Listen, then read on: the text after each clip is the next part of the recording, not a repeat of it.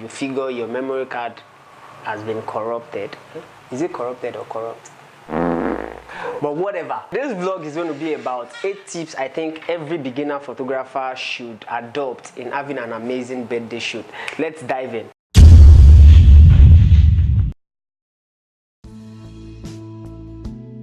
So the first thing is you need to know your subject. By subject here I mean the person or the people you want to shoot. So Victoria is a friend. She buzzed me and was like, oh, this is what I want, this is this, and I was like, okay, no problem. What kind of clothes do you want to wear?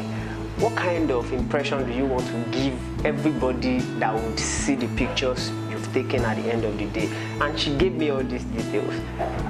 We fixed a date, and then prior to this date, I kept on keeping in touch with her. Normally we keep in touch, but I ensured there was a rapport towards the build-up of the eventual shoot day. This is to ensure at the end of the day, when you get to the shooting ground, there is this kind of synergy between two of you. So the second thing is you need to get there early. Like as the photographer, you have to get there earlier than your subject or subjects, as the case may be.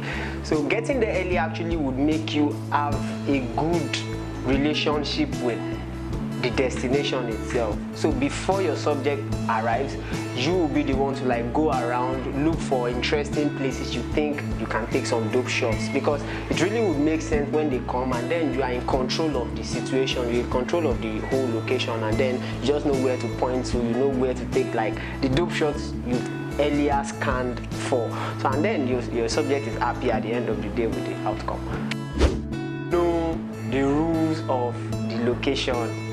We are in Nigeria and it's a place like, I think one of the few places in the world where people frown at cameras, you get. So try to know the camera regulations around where you are going to. For instance, at Lufasi Park, you get to pay 20,000 naira before you can do a shoot, compared to when you have your phone. So when you have your phone, you always can do whatever you like, but try to know there are some places where cameras are not allowed at all, and there are places where if you bring your camera, then you have to pay something to allow you shoot properly. So it wouldn't make sense if you go with your camera, your gear and everything, and then at the end of the day you're told you can't use your camera. So it'll be a disappointment on you and also your subject. So the next one is you need to explain your plan to your subject.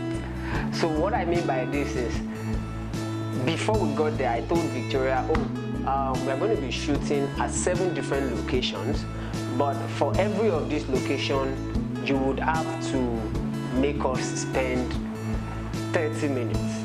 Because if you don't explain your plan to your subject, she might not be conscious or he might not be conscious of what you're trying to do, and then the plan might be disrupted. So at the end of the day, you end up not doing what you actually want to achieve at the end of the day. So it's better you explain your plan.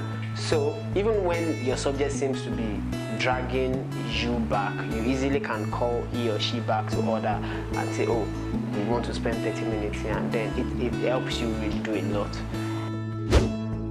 The next one is you need to have some default poses in your head. So by this I mean, your subject, if you are blessed, your subject might actually know a few poses. But if your subject were to be someone like me who cannot even pose to save his life, you might have to like have a couple of concepts on your head.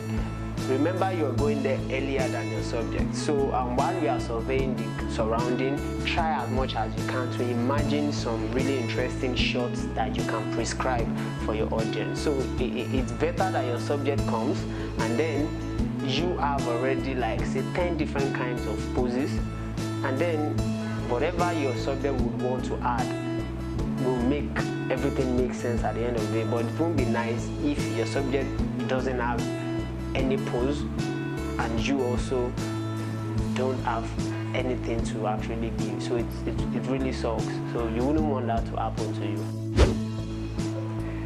Get your gadgets and every other equipment ready to work.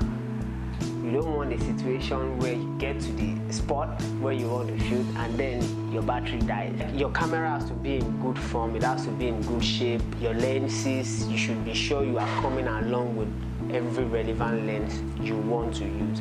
So like basically your battery has to be in good form, your memory card has to be working. Like this is really important. You don't want to shoot and then get home to figure everything you've taken at the end of the day will not show.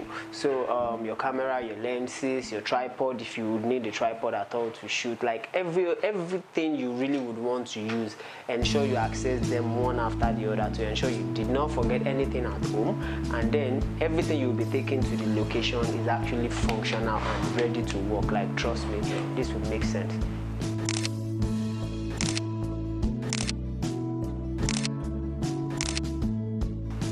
Yeah, basically that's all from me today on how to get a shoot, do a birthday shoot as a beginner photographer. So obviously we get better with time.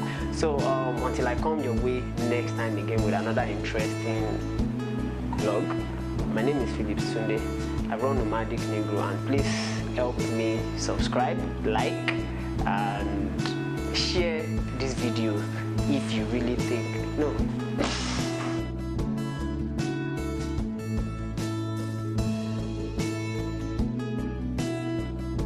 Oh no, fine boy. Yeah, sure. Okay, yeah, put it.